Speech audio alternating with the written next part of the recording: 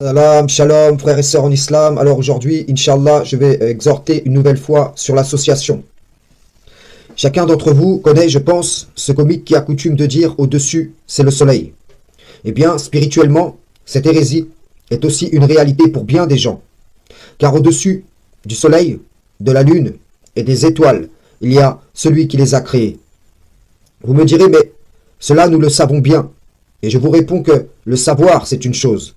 Mais que cela soit une réalité, c'en est une autre.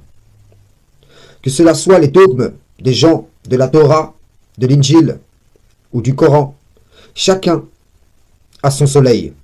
Prenons l'exemple du coranisme et voyons quelle est la cartographie du ciel d'un Coran seul par rapport à la réalité. Disons que le Coran soit le soleil, la Torah la lune, l'Injil l'étoile Sirius et les livres des prophètes le reste des étoiles. Eh bien, l'ennemi déclaré a réussi à convaincre les Corans seuls qu'il n'y a que le soleil et que la lune et les étoiles sont tombées. Pourtant, Allah déclare dans la révélation en laquelle ils disent croire qu'il a fait descendre la Torah, l'Injil et les livres des prophètes. Mais leur perception de la réalité altère celle-ci à leurs propres yeux, car sur elle domine l'idéologie que le diable banni a réussi à leur refourguer. Prenons à présent l'exemple des gens de la Torah. Pour eux, le Créateur a placé dans le ciel la lune et le reste des étoiles. Mais leur perception de la réalité dominée par leur idéologie leur font nier qu'il y a aussi le soleil et Sirius. D'autres encore, comme les traditionalistes d'un courant ou d'un autre, ont été gagnés par l'idée que dans le ciel était placé un astre correspondant à leur tradition respective. Ne pouvant aller la placer là-haut, ils ont dessiné une représentation de la cartographie du ciel en bas, où ils l'ajoutent, en disant aux gens, ne levez pas vos yeux vers le ciel, même si vous ne voyez pas l'astre de la tradition, sachez qu'il y est contenu. Et par l'effet de masse, les gens acceptent de croire en ce mensonge.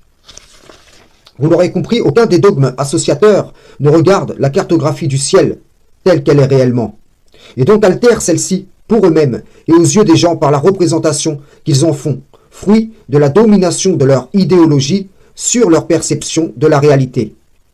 Pourtant, le Coran énumère les astres contenus dans la cartographie du ciel. Mais certains jouent sur le fait que des étoiles meurent pour nier que nous devons regarder le ciel tel qu'il est, comme ils nient que des étoiles naissent. Des livres ne sont plus consultables, comme on ne peut constater visuellement une étoile qui n'est plus, et des messagers sont envoyés tant que le ciel subsiste et qu'il puisse y naître des étoiles.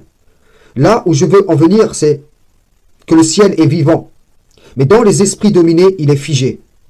Certains ajoutent ce qui n'y est pas, comme l'astre de la tradition. D'autres retirent ce qui y est, comme les astres des parts de l'écriture. D'autres nient ce qui y naît, comme l'envoi d'un messager. Et en vérité, chacun nie à sa façon des signes d'Allah. Et c'est ainsi que l'ennemi déclaré rend vrai sa conjecture à leur égard. Je vous donne conseil sincère, ne niez pas les signes d'Allah, car ceux qui l'ont fait avant vous n'ont pas réussi, et certainement, en agissant comme eux, vous ne réussirez pas.